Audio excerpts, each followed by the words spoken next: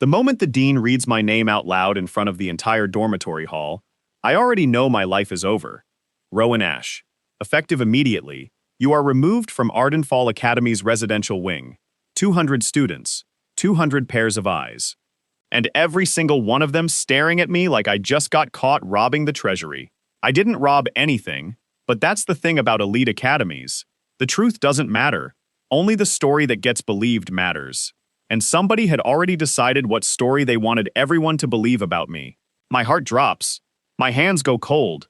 And standing there, holding a single suitcase in the middle of the grand hall, I realize something brutal. I have nowhere to sleep tonight. That's where this nightmare begins. But it's not where it ends. Because 3 weeks later, that same dormitory hall would be half empty, and the house I was forced to build with my own 2 hands would be the only place on campus every single girl wanted to be. Let me back up. Ardenfall Academy isn't just a school. It's a battlefield disguised as a school. The kind of place where your dorm room, your rank, your bloodline, and your reputation decide whether people respect you or step over you like furniture. I was a mid-tier student. Not weak, not special, just there, surviving, keeping my head down, which should have kept me safe. It didn't. 2 nights before my expulsion, a priceless enchanted relic went missing from the prefect's private quarters. A relic that belonged to Damon Voss, the dorm prefect, the golden son of a noble bloodline, and someone who had hated my guts since our very first semester, for a reason I never fully understood until much, much later. The relic vanished, and somehow, impossibly, it turned up hidden inside my closet. I didn't put it there. Obviously, I didn't put it there. Why would I steal something I couldn't even sell, use, or explain having? But logic doesn't matter when the person accusing you has more gold, more connections, and more charm than you'll ever have. Search his room, Damon had said, smiling the whole time, like he already knew what they'd find. He did know, because he's the one who put it there. I didn't figure that part out until much later. At the time, all I knew was this. I was innocent, nobody believed me, and within 48 hours I was standing outside the dormitory gates at midnight with my entire life packed into one suitcase and absolutely nowhere to go. Great. Just great. The academy rules were clear. If you lose your dorm placement due to disciplinary action, you are not permitted to request alternate housing from the school. You either find lodging in town, which costs money I did not have, or you leave the academy entirely. I wasn't about to give Damon Voss the satisfaction of watching me quit, so I did the only thing I could think of. I walked to the edge of the academy grounds, past the training fields, past the old bridge nobody uses anymore, until I found it. A house that had been abandoned for who knows how long, sitting just barely inside the academy's outer property line. Vines had swallowed half the porch. The roof had a hole big enough to see the stars through. Every window was either boarded up or shattered. It was disgusting. It was also, technically, still academy property, which meant I was allowed to be there. That first night, I slept on the floor with my coat as a blanket, staring up at that hole in the roof, thinking one very clear thought. This is rock bottom. I had no idea how wrong I was, because rock bottom was about to become the foundation of something nobody saw coming. Not Damon, not the dean, and definitely not me. Here's the part where the story stops being sad and starts getting interesting. What nobody at that academy knew, because I never told anyone, not even my closest friend, was that I wasn't just some mid-tier student with no talent. I had one very specific, very unglamorous skill that nobody at Ardenfall respected. I could craft, not combat magic, not sword work, not the flashy stuff that got you ranked and admired. I could build, repair, and enchant structures with my hands using a rare bloodline technique my grandfather taught me before he passed. A technique so outdated that most nobles considered it beneath them.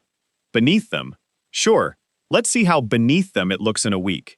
The next morning, instead of feeling sorry for myself, I got up and I started working. I patched the roof using scrap wood and a stabilizing enchantment. I fixed the broken windows. I cleared out 3 years of dust and rot in a single day, fueled by nothing but stubbornness and spite.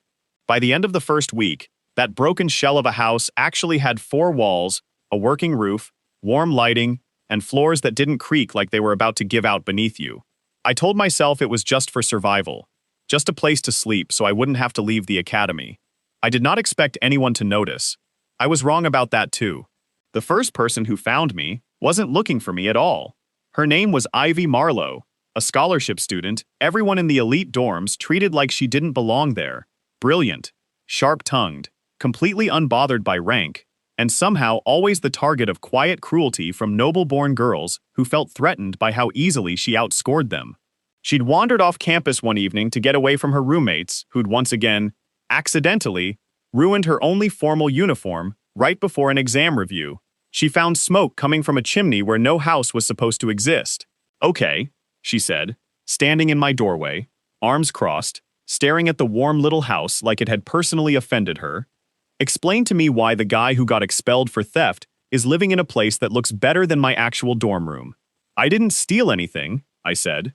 "Sure," she said, clearly not believing me, "and yet here you are, living like this."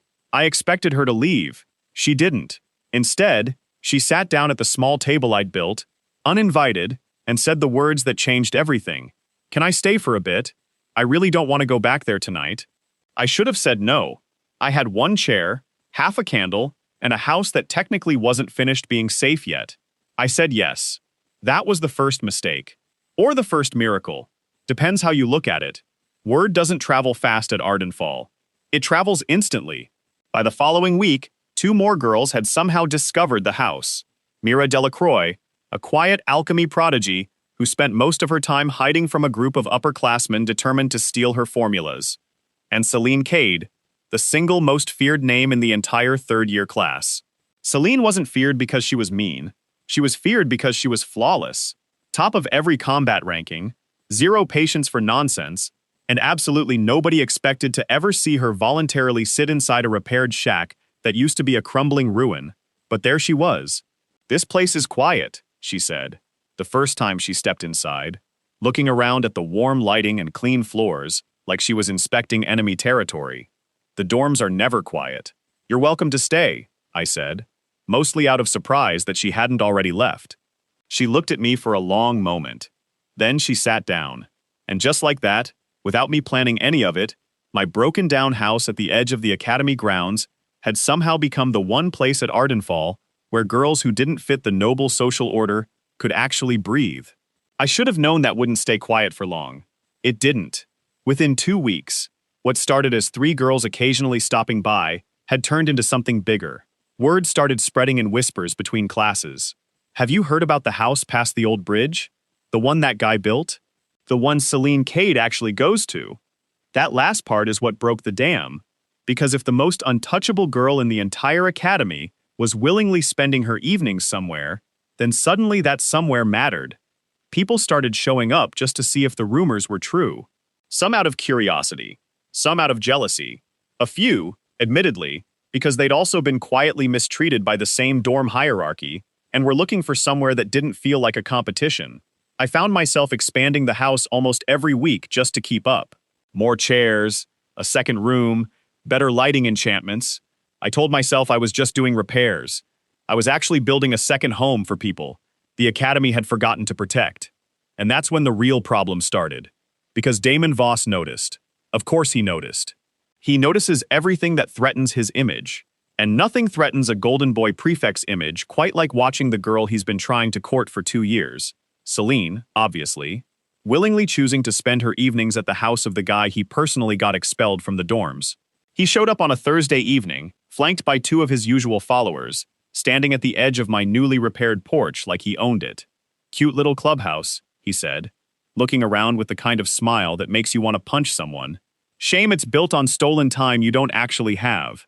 "I'm not doing anything against the rules," I said. "Not yet," he said, "but I'm sure we can find something." He had no idea what he'd just started. The very next day, a formal complaint appeared on the academy notice board. An unauthorized gathering hazard, citing my little house as a fire risk, a safety violation, and grounds for immediate demolition.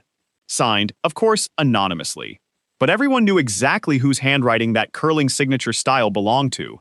I felt my stomach drop reading it. If they tore the house down, I had nowhere left. No dorm, no shelter, nothing. I should have panicked completely. Instead, something in me shifted. Because for the first time since getting kicked out, I wasn't just some guy trying to survive anymore.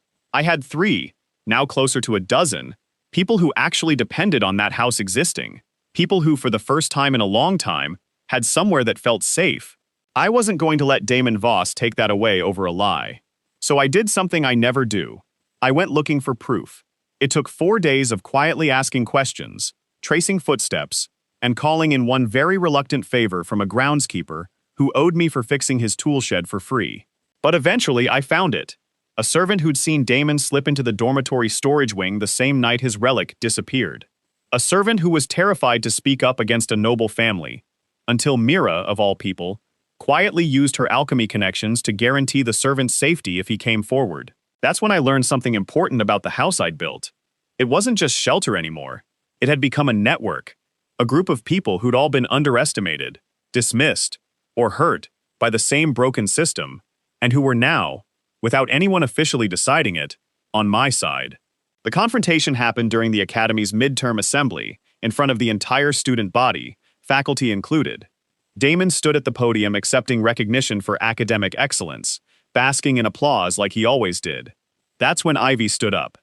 "Before this continues," she said, voice sharp enough to cut through the entire hall, "I think everyone should hear what actually happened to that missing relic." The room went dead silent. Damon's smile cracked for the first time I'd ever seen. "I don't know what you're talking about," he said. "You will," Celine said, standing beside her without hesitation. In about 30 seconds, the servant came forward, the testimony came out, and in front of the entire academy, the Golden Boy prefect, who had ruined my life over a petty grudge, was exposed as a liar who framed an innocent student to protect his own reputation. He had no idea what was coming.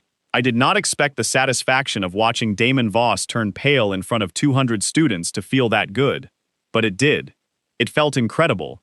The dean, visibly furious at having been played, reversed my expulsion on the spot. Full reinstatement. Full public apology. My name, cleared. That should have solved everything. It didn't.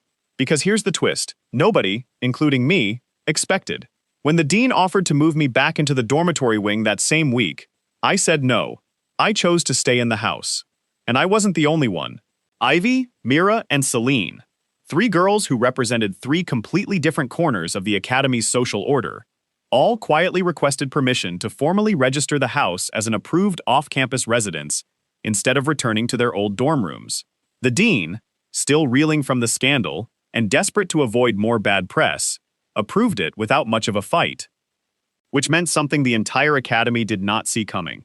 The disgraced student who got publicly expelled over a lie, now legally, officially owned the single most sought-after residence on academy grounds. And every girl who'd been quietly mistreated by the old hierarchy suddenly had somewhere to go that Damon Voss and people like him couldn't touch. He thought he'd humiliated me into nothing. He had no idea he'd just handed me everything. 3 days after the assembly, Celine found me alone on the porch, watching the sunset over the training fields, like nothing in my life had changed dramatically in under a month. "You do realize what you've built here, right?" she said. "A house," I said. "That's it." She actually laughed. Celine Cade, feared, flawless, untouchable Celine Cade, laughed like I'd said something genuinely ridiculous. "You built a place where people who don't have power in this academy suddenly do," she said. "That's not a house. That's a foundation." I didn't have a clever answer for that. I just sat there, letting it sink in. But peace never lasts long at a place like Ardenfall. Because word of what happened to Damon Voss, the public humiliation, the reversed expulsion, the sudden rise of the outsider, who now controlled the most desirable residence on campus, didn't stay contained to our academy for long.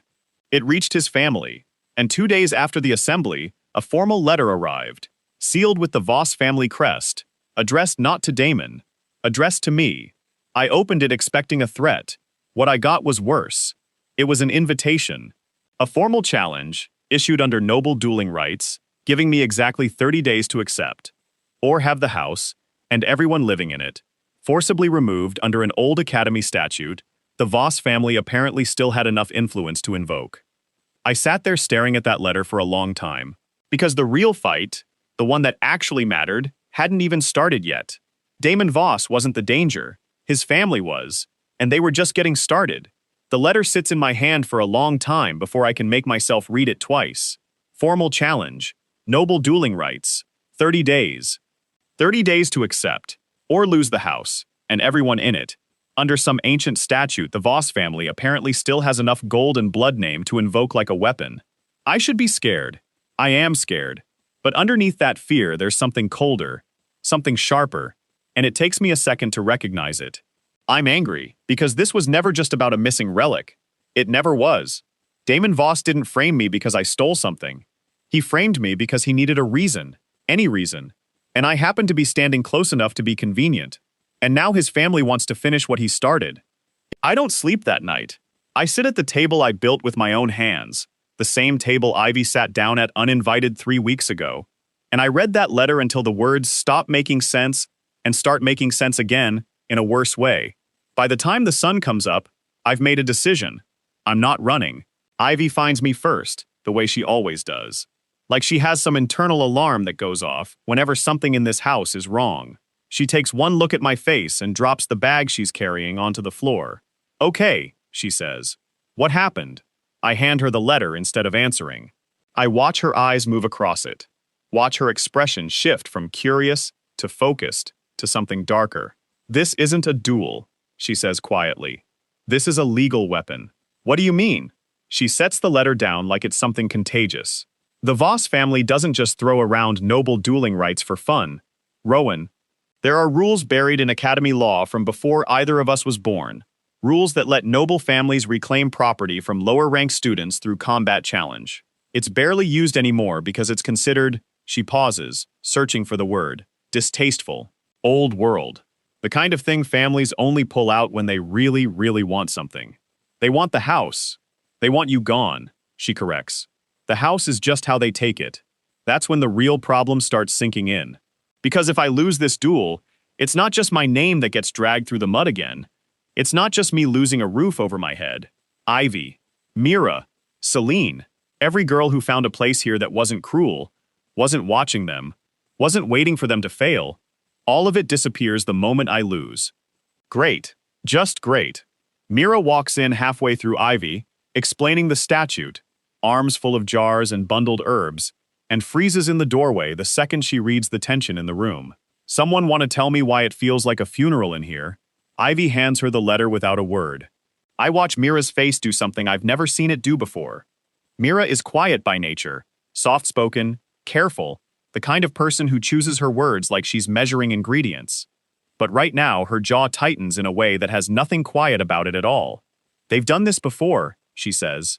What? Not to you specifically, but this exact move, using inherited dueling rights to legally seize property from students who can't fight back the same way nobles can. She looks up at me. My mentor mentioned it once, when I was studying under her before coming here. She said it's rare because it's expensive to invoke, and it makes the challenging family look desperate if it fails. So why would they risk looking desperate? I ask. Mira's eyes flick toward the letter again. Because they're confident you're going to lose. That lands like a stone in my chest. It should. Because up until this exact moment, I hadn't actually let myself think about what kind of duel this is going to be. I assumed a fight. Maybe swords, maybe fists, maybe some kind of contest of skill I could scrape by on stubbornness alone. I don't ask the question out loud yet.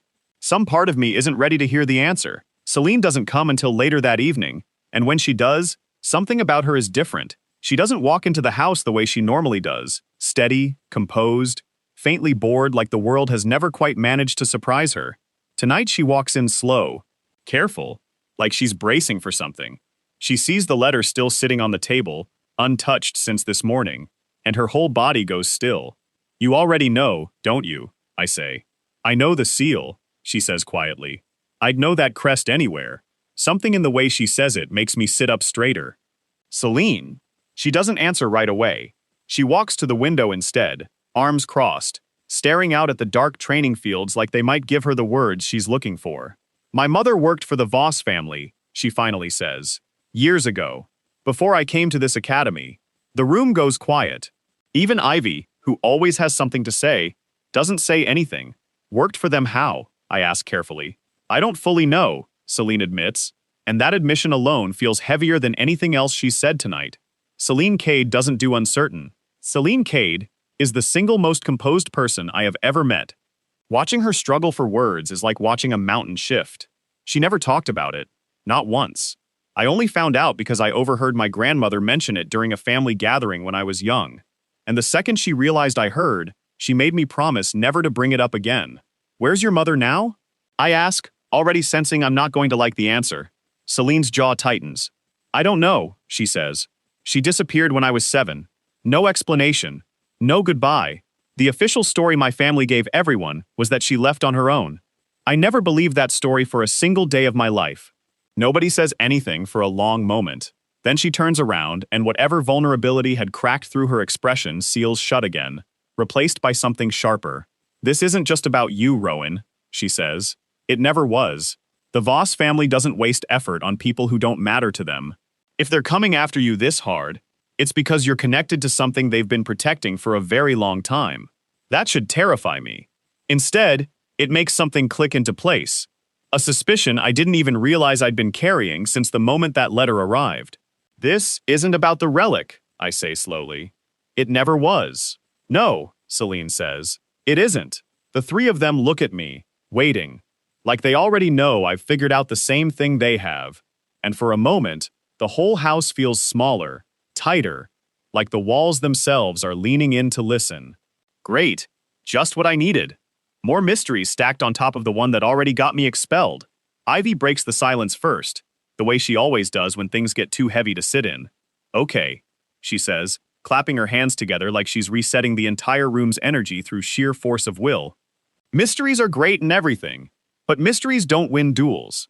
What actually matters right now is that in less than 30 days, Rowan has to fight a noble-trained opponent. And as far as I know, Rowan has exactly 0 formal combat training. She's not wrong. I've spent my entire life building things, fixing things, repairing walls and enchanting floorboards, and making broken places livable again. I have never once thrown a punch that mattered. I have never once needed to. That's the exact moment Mira sets her jars down on the table with a decisive clink. Then we train him, she says simply.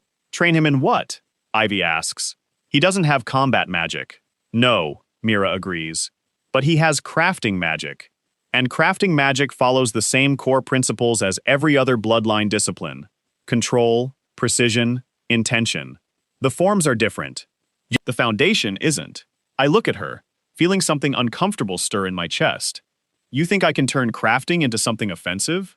I think, Mira says carefully, that your grandfather's technique is a lot older and a lot stranger than anyone at this academy gives it credit for. And I think there's more buried in that bloodline than either of us currently understands.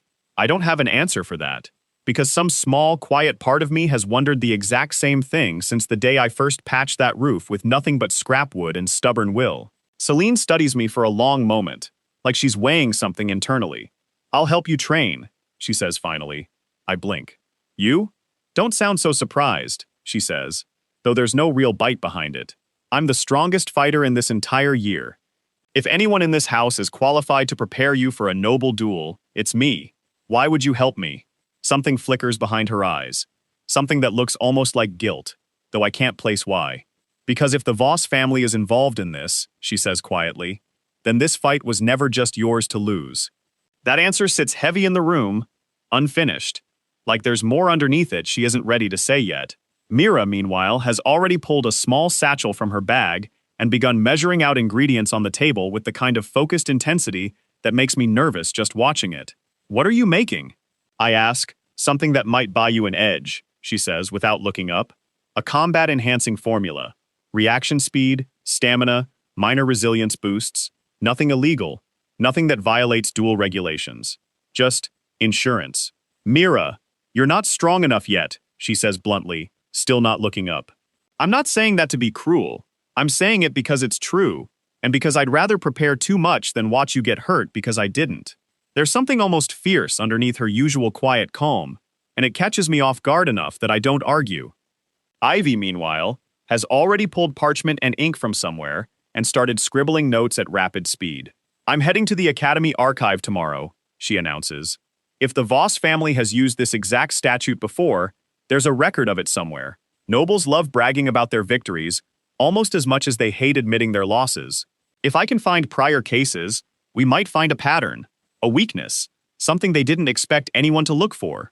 Watching the three of them, Ivy planning, Mira brewing, Celine already running through combat stances under her breath, like she's mentally preparing lesson plans. Something strange happens in my chest. For the first time since that letter arrived, I don't feel like I'm facing this alone. That should comfort me more than it does, because underneath all of it, one thought keeps circling back, sharp and insistent, refusing to let me rest. If this was never about the relic, if this was never really about me at all, then what, exactly, did my family do to earn this kind of hatred? I don't get an answer that night, but I get closer to one than I expect. The next few days blur into a strange new rhythm. Mornings are classes, forced smiles, pretending everything is normal, while whispers about the duel trail behind me through every hallway. Afternoons are Ivy disappearing into the archive wing, returning each evening with more parchment, more names, more fragments of old academy records that all point toward the same unsettling pattern.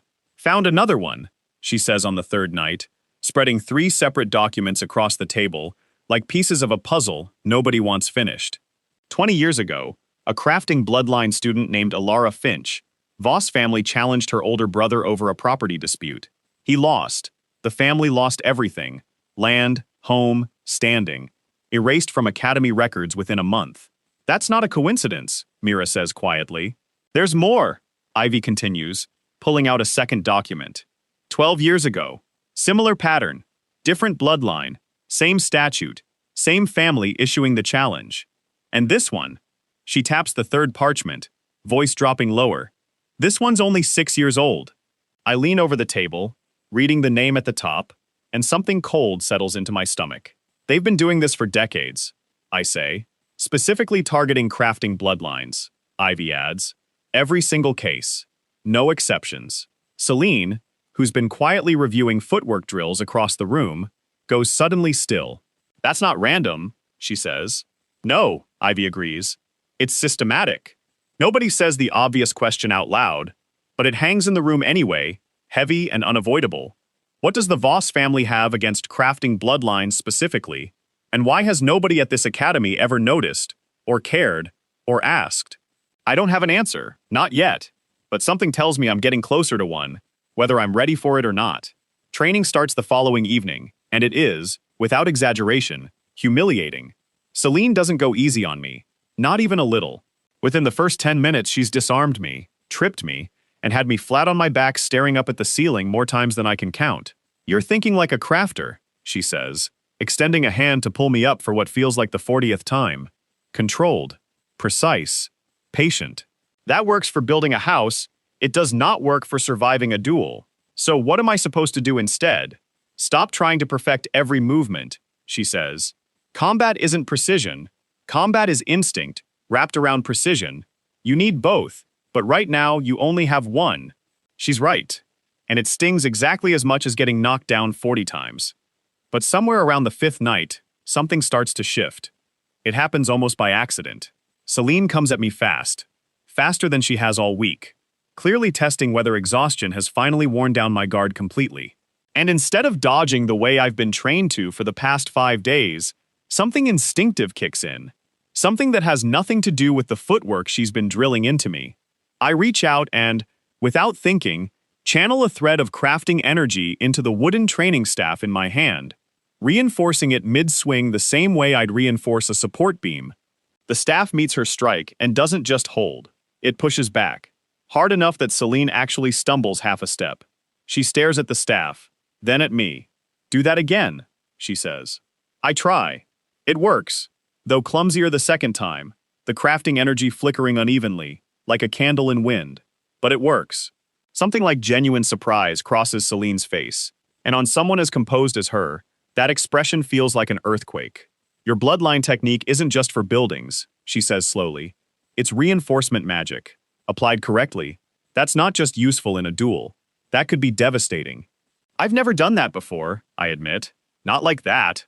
Then we figure out how to make you do it on purpose, she says, already resetting into a fighting stance, instead of by accident. For the first time since that letter arrived, something that feels dangerously close to hope creeps into my chest. Maybe I'm not as unprepared as everyone assumes. Maybe there's more buried inside this bloodline than my grandfather ever bothered explaining before he retired and vanished into quiet obscurity. I don't get much time to sit with that hope, though. Because hope, in this story, never lasts very long. It's the following night, late, well past when anyone besides the four of us should be anywhere near the house, when I hear the front door creak open without anyone knocking first. Celine's head snaps up instantly. Mira freezes mid-measurement, a vial half-tilted in her hand. Ivy's hand drifts toward the small dagger she keeps tucked in her boot out of habit more than expectation. I already know who it is before he steps into the light. Damon Voss. Alone. No followers flanking him this time. No smug entourage watching to make sure everyone sees his little performance. Just him, standing in the doorway of the house he tried to have condemned less than 2 weeks ago, looking somehow both more confident and more uneasy than I've ever seen him. Well, he says, glancing around the room like he's cataloging every detail to report back later. Isn't this cozy? What do you want? I say flatly. To make sure you understand exactly what you agreed to, he says, before it's too late to back out. I haven't backed out of anything. No, he agrees, something sharp curling at the edge of his smile. I didn't think you would. Pride's a wonderful thing right up until it gets you hurt. Celine steps forward slightly, positioning herself half a pace in front of me, without seeming to think about it at all. Damon's eyes flick toward her, and for just a second, something unreadable passes behind his expression. You seem awfully invested in this, Cade, he says. Get to the point, Damon, she says coldly. His smile sharpens. Fine, he says. The point is this. Everyone in this room seems to be under the impression that Rowan is training for some ordinary combat duel. Fists, maybe a blade if he's feeling ambitious. He lets that sit for a second, watching our faces carefully. That's not what's coming. The room goes very still. What are you talking about? I say slowly. Damon's smile widens, and it is, without question, the most dangerous expression I've ever seen on his face. The dueling terms specify a magic duel, he says. Full offensive spell work. No restrictions on combat magic, elemental manipulation, or inherited bloodline abilities. For a moment, nobody says anything at all. Then Ivy speaks, voice tight. That's insane. Rowan's never trained in offensive magic in his life. I'm aware, Damon says, and there's something almost gleeful buried underneath the calm delivery of that sentence, something that makes my stomach twist violently. My family made sure the terms specified exactly that. I stare at him, feeling the floor shift underneath everything I thought I understood about the next 2.5 weeks. You're telling me, I say slowly, that I'm supposed to fight a fully trained noble in a magic duel, and I've never cast a single offensive spell in my entire life. Damon's smile doesn't waver. Now you understand, he says quietly, exactly how thoroughly you've already lost. And then, without another word, he turns and walks back out into the dark, leaving the four of us standing frozen in a house that suddenly feels a whole lot smaller than it did 10 minutes ago.